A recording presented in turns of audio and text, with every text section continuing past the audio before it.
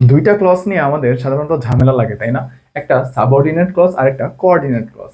Subordinate clause মানে যেটা পরাধীন ক্লজ, যেটা আরেকজনের উপর ডিপেন্ড করতেছে, মানে ডিপেন্ডেন্ট ক্লজ। যেমন if you subscribe you will get more videos. বলতো এখানে যে দুইটা ক্লজ আছে, if you subscribe you will get more videos, এই দুইটা ক্লজের মধ্যে কোনটা সাবঅর্ডিনেট ক্লজ? হ্যাঁ, আমরা বুঝতে পারতেছি যদি তুমি সাবস্ক্রাইব করো। এরপরে কিন্তু আমাদের মনের ভাব প্রকাশ করার জন্য ডিপেন্ড করতে হচ্ছে এই ক্লজটার উপর, তাই না? এটাকে আলাদা করে লেখা পসিবল না।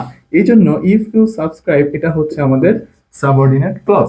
এখন সাবঅর্ডিনেট ক্লজ চেনার সহজ উপায় হচ্ছে সেই ক্লজটা শুরু হবে বা সেখানে অ্যাড হবে সাবঅর্ডিনেট কনজাংশন গুলা।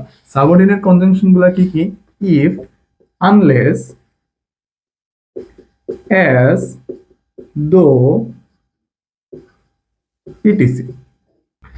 Coordinate clause like this short or I will kill you. দেখো এখানে এটা একটা clause, like this short, I will kill you এটাও একটা ক্লজ, তাই না? কিন্তু আই উইল কিল ইউ এই ক্লজটার শুরুতে আমরা একটা কোঅর্ডিনেট কনজাংশন দেখতে পাচ্ছি। তাহলে যেই ক্লজটার সাথে কোঅর্ডিনেট কনজাংশন থাকে সেগুলাই কোঅর্ডিনেট ক্লজ। কোঅর্ডিনেট কনজাংশন গুলো কি কি? Or, but, and, yet. তাহলে কোঅর্ডিনেট ক্লজ আমরা সহজে চিনতে পারতেছি সেখানে কোঅর্ডিনেট কনজাংশন গুলো থাকবে।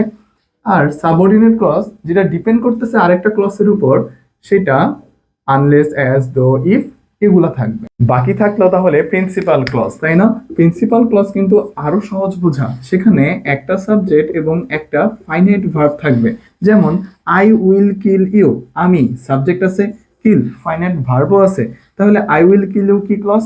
Principal clause. এই প্রিন্সিপাল ক্লজগুলোকে ওইখান থেকে কেটে আলাদা করে বসাইলে কিন্তু একটা সেন্টেন্স গঠন করা যায়, অর্থাৎ মনের ভাব সম্পূর্ণরূপে প্রকাশ হয়। তাহলে প্রিন্সিপাল ক্লজ দিয়ে আমরা সম্পূর্ণরূপে প্রকাশ করতে পারি মনের ভাব। এই জন্য প্রিন্সিপাল ক্লজকে আমরা বলি ইন্ডিপেন্ডেন্ট ক্লজ।